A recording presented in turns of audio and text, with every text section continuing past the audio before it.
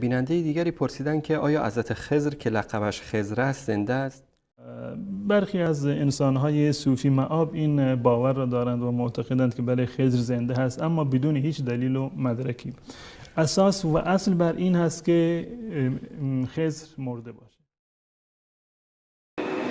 خداوند از همه انبیا پیمان گرفته، میثاق گرفته که هرگاهی که پیامبر خاتم آمد وظیفه شما هست به او ایمان بیاورید، او را نصرت بکنید. لتؤمنن به ولتنصرنه، باید یاریش کنید. اگر واقعا این بزرگواران زنده بودند باید این به این وظیفه خودشون عمل میکردن، می آمدند خدمت رسول الله، هم ایمان می آوردند و هم در جنگ های بدر و احد و خندق و احزاب و تمام جنگ ها باید در کنار رسول الله می بودند. این وظیفه هست، این پیمانی هست، بر این پیمان تاکید هم شده. چرا نیامدند؟ یا نفس ان لم تظفری.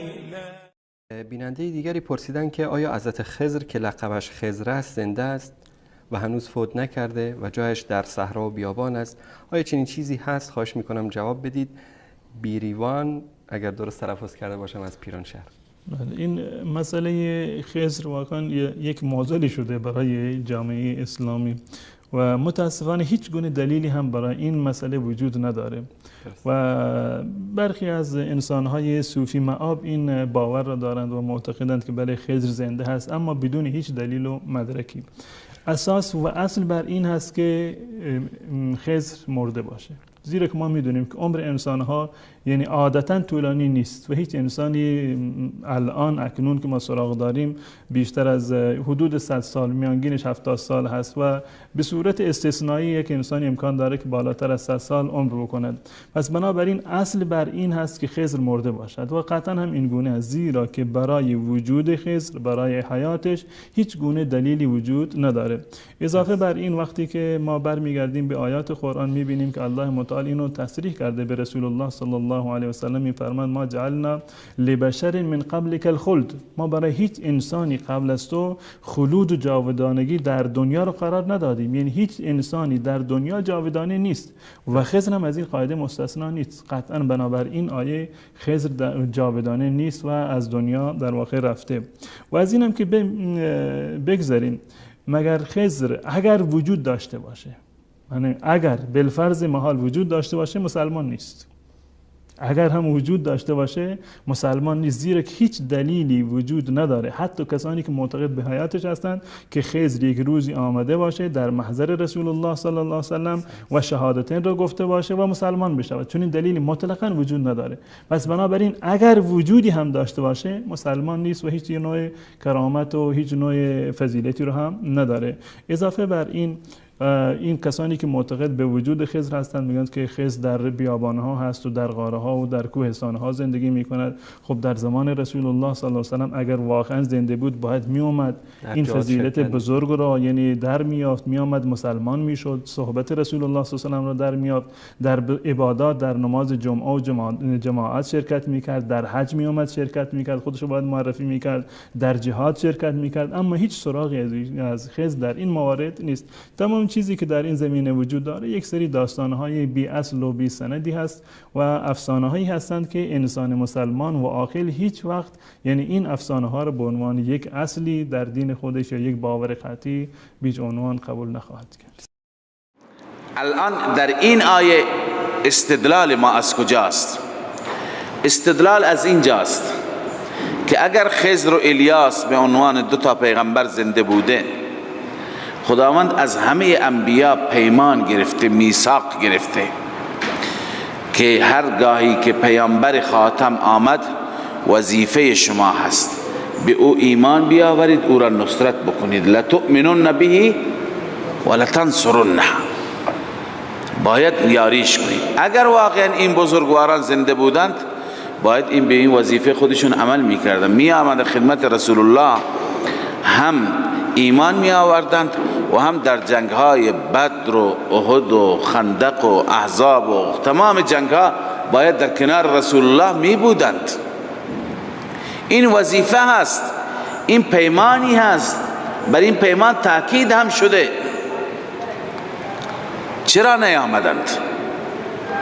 ازا معلوم میشه که این گفته و این باور درستی نیست، گفته درستی نیست، این اساسا اشتباه است.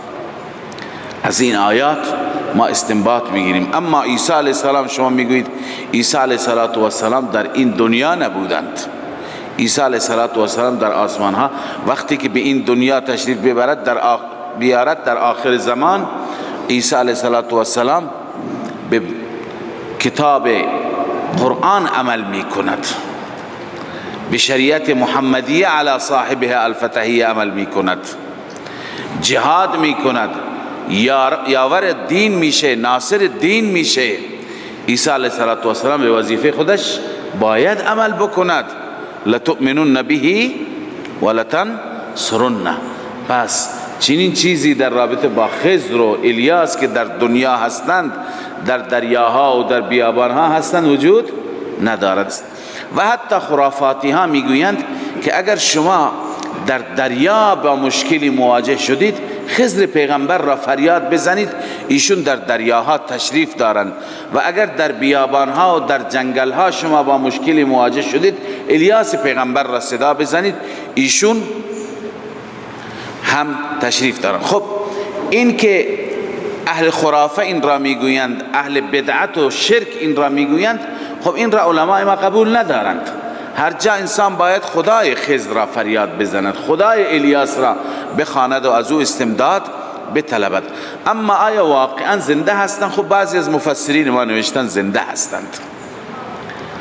بعضی نوشتند با توجه به این که خضر در چنین جای عجیب زندگی میکرد و بعدا بحث وفاتش هم نیامده و خیلی افراد میگویند که ما خضر را یا در خواب ملاقات کردیم، یا بعضی افراد کسی را دیدن در بیابانی در کنار دریایی لباس سفیدی را گفته من خضر هستم.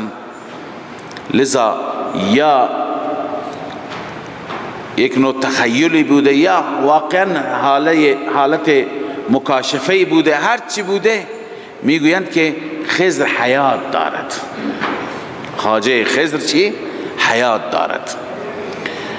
اما محققین از مفسران بر این باور هستند که خضر علیه السلام و الیاس علیه السلام درگذشتند، وفات کردند. همه پیغمبران وفات کردند جز سیدنا عیسی علیه السلام که اون وقت وفاتش هر وقتی که برسد ایشون هم وفات میکنند. خب